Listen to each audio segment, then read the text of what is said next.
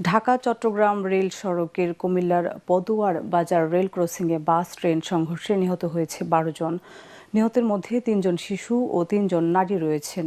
এই ঘটনায় ৩টি তদন্ত কমিটি গঠন করা হয়েছে। এদিকে ফেনী, হবিগঞ্জ ও নাটোরে আলাদা সড়ক দুর্ঘটনায় নিহত হয়েছে আরও ৯ জন। দুর্ঘটনায় হতাহতের ঘটনায় শোক ও দুঃখ প্রকাশ করেছেন প্রধানমন্ত্রী তারেক রহমান। প্রতিনিধিদের পাঠানো তথ্য ও ছবিতে বিস্তারিত জানাচ্ছেন মনির হোসেন তপু। কুমিল্লার পদুয়ার বাজার রেল ক্রসিংয়ে শনিবার দিবাগত রাত 3:45টায় ঢাকা মেল ট্রেনের সাথে চুয়াডাঙ্গা থেকে লক্ষ্মীপুরগামী একটি যাত্রীবাহী বাসের সংঘর্ষ ঘটে। এ সময় মামুন স্পেশাল নামের বাসটিকে প্রায় 1 কিলোমিটার দূরে টেনে নিয়ে যায় চলন্ত ট্রেনটি। দুর্ঘটনায় 3 শিশু 3 নারী সহ বাসের 12 জন যাত্রী নিহত হন। বিকট শব্দে আহতদের উদ্ধারে ছুটে আসে